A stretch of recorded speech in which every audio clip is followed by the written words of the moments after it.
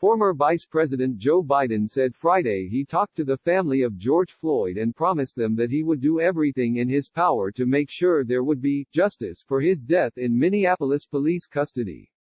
"We are a country with an open wound. None of us any longer can hear the words, 'I can't breathe,' and do nothing," he said, in a roughly 5-minute-long video address. Appearing to reference tweets by President Donald Trump criticizing the protesters in Minneapolis, Biden said, "This is no time for incendiary tweets. It's no time to encourage violence. Folks, we got to stand up. We've gotta move. We've gotta change," he concluded. President Donald Trump has not yet had any contact with Floyd's family. When asked by a reporter Thursday if he had talked to the family, Trump said he had not, but "I feel very, very badly. And it's a very shocking sight." Biden's call for action comes as members of Congress from both parties have united in calling for justice in the death of George Floyd after a violent night of protests turned the nation's attention toward Minneapolis. Floyd, a black man, died in Minneapolis police custody this week after a white officer pinned him to the ground under his knee. His death sparked demonstrations against police brutality and racial discrimination in cities across the United States. While Democrats and Republicans called for accountability to be taken in Floyd's death, many condemned the protests that turned violent. In Minneapolis Thursday evening, some looted buildings and a police precinct was set on fire. More, George Floyd protests erupt across nation, police clear streets after fires in Minneapolis, violence in Columbus, Louisville. More, Minneapolis police at center of George Floyd's death had a history of complaints. Representative Dean Phillips, D-Min, who represents the Minneapolis suburbs, called for action in a Twitter post. "The evil that took George Floyd and the evil burning through Minneapolis will not be extinguished by a policy, rather by a people. A people committed to listening, understanding, and action. Who's ready?" he wrote. "People are rightfully angry, rightfully demanding justice," Representative Joe Kennedy, D-Mass, wrote on Twitter. In a Washington Post op-ed Friday, Representative Val Demings, D. Florida, a former law enforcement officer-in-chief of the Orlando Police Department, called for full and swift accountability for police officers involved in Floyd's death. Addressing her brothers and sisters in blue, she asked, "What in the hell are you doing? As law enforcement officers, we took an oath to protect and serve. And those who forgot, or who never understood that oath in the first place, must go. That includes those who would stand by as they witness misconduct by a fellow officer," she wrote. Lawmakers from the Congressional Black Caucus also took to Twitter to express support for peaceful protesters. "These protests are not just about George Floyd," wrote Representative Bonnie Watson Coleman, DNJ.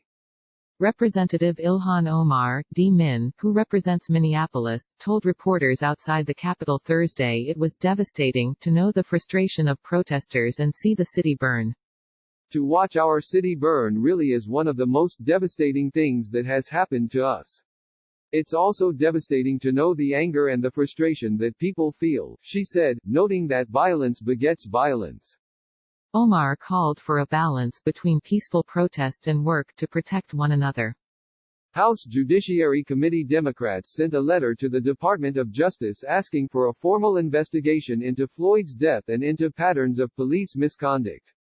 Committee Chairman Jerry Nadler, DNY, said the panel would conduct oversight and consider legislation in the coming weeks to address racial profiling, excessive force by law enforcement and lost trust between police departments and the communities they serve.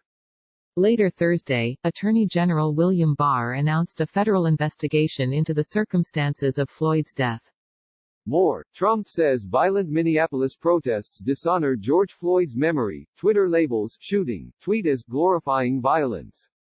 More, CNN's Omar Jimenez and crew arrested, released while covering protests over George Floyd death.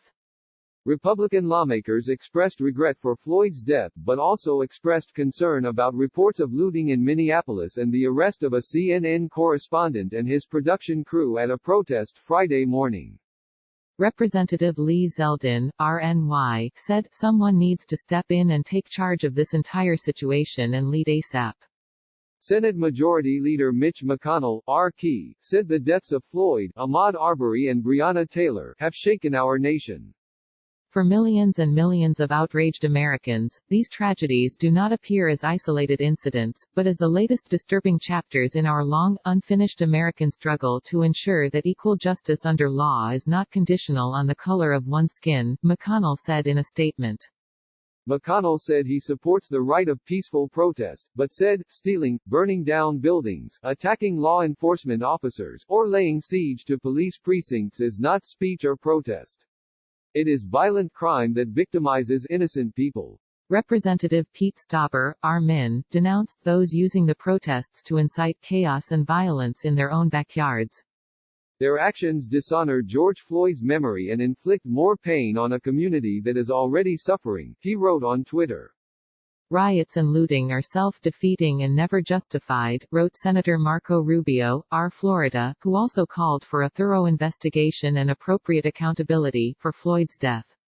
House Minority Whip Steve Scalise, RLA, said on Fox News, "Justice needs to be served for Floyd's death, but let's not tarnish his memory by destroying cities." First Lady Melania Trump also expressed condolences for Floyd's family and said there was no need for violence.